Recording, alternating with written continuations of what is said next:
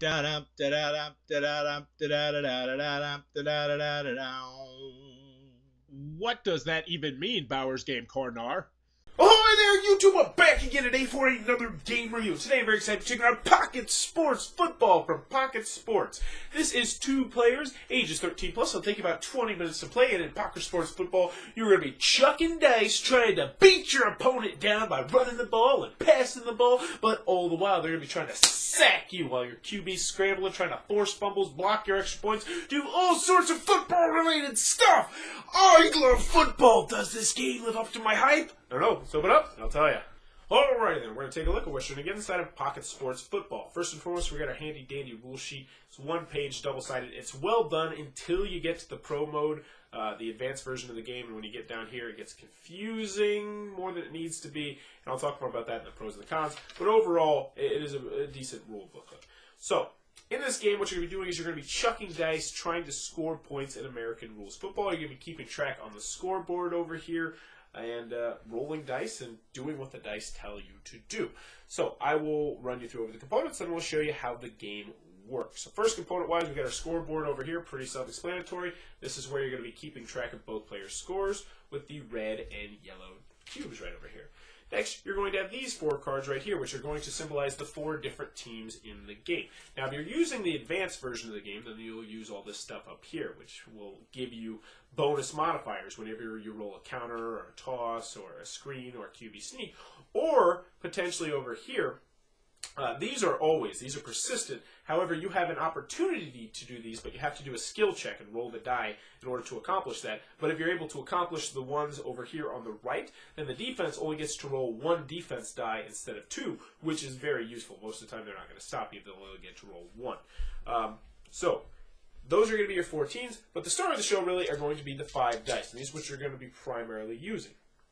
2 for the defense and 5 for the offense. So we'll go over the dice real quick.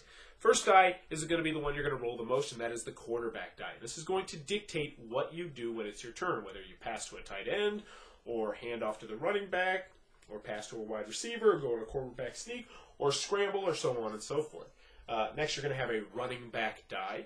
You're going to have a wide receiver die. You're going to have a tight end die, and you're also going to have an end zone die. You roll this if you're able to successfully run a play that the defense does not stop, and hopefully you'll be able to score a touchdown, or you might have to get a review, or you might go out of bounds, which means you won't get any points. Now, on the defensive side, you're going to have 2 dice. The first die you're going to have is the defense die. And when the offense is able to run a play, you are going to roll this die twice and hopefully get a number that is equal to or higher than their number so you can stop the play. But what might happen is you might draw a flag. When you draw a flag, you're going to have to roll the flag die right here. And sometimes it's on the defense and sometimes it's on the offense, just like real football. So, all this stuff probably doesn't make too much sense now, but I'll show you exactly how the game works, and you'll pick it up in no time because it's a very simple game. So you figure out, you'll flip a coin, whatever, figure out who's the first person on offense, and they will start on first down with their little cube right there. And now they have 4 downs to try and score a touchdown. Also on 4th down, you can potentially try and kick a field goal if you'd like to by rolling, I believe it's a 5 or 6 on the black die. So, when you're first starting an offense, the first thing you're going to do is always roll the red die and see what the quarterback's going to do. And this time, he is scrambling. So, he's running around trying to find an open wide receiver, which means that the defense is going to have an opportunity to try and sack him if they can roll a sack. And they did. They sacked him, which means bada boom, they are now on to 2nd down. Now, also, if they get 3 sacks on the same series, that also is a safety, which means they'll gain 2 points. It doesn't happen very often at all, but it does have the potential to happen. So now we're on to 2nd down. Quarterback's going to roll the die again, see what happens, and he is going to be handing it off to the running back this time. So we take the running back die, the purple die, roll that up, and it's a HB toss. So the important thing to note here is the value of 5. That's how much the defense is going to have to get in order to stop the play. So they're going to roll the die twice, and they're going to try and get at least a 5. So they have a 1 and a 5. So they have a 6, which means that play is stopped. They are not going to be able to score on that play, which means we're now down to 3rd down. So quarterback's going to go again, roll the dice, and he's going to be passing it to the wide receiver this time. So, wide receiver die, the blue die, he's going to roll it up, see what happens, and he's got a slant for 6. So now the defense is going to have to get a 6 or higher in order to stop it. So they got a 1. That's no good. And they got a flag. Oh, that could wreck it for the offense. Let's see what happens. Roll up the die. It is, illegal blocking on the offense. Obviously, the defense is going to take this penalty, which means a loss of down for it. So whenever the offense has a penalty on them, it's just a loss of down. So now we're on to 4th down, which is where the offense can decide to either try and kick a field goal to get 3 points, or they could run another play in the hopes of getting a touchdown. And forget that. We're going to try and get we're going to try and get a touchdown. So we have a quarterback sneak of 4. Not generally the best thing you want to see. So defense going to roll the die twice, try and get a 4, and they got a 4 already, and they got an 8. So they have stopped us, which would mean that now whoever's on offense would get the defense die, whoever's on defense would get the offense die, and you'd be 1 series closer to the game being over. Now let's show you how it works if you do hypothetically score. So let's just say we hand it off to the running back. He does a HB toss, and they only come up with, say, a grand total of 4. What would happen now is you successfully ran a play, and you have the opportunity to try and score a touchdown by rolling the black dice. So let's see what happens. We have a boom, we got a touchdown, which means we would score 6 points right from the get-go, just like regular football. Now, we have a choice here. We can potentially try to run one more play and beat the defense if we want to try and go for 2 points, or we can just stick with the extra point.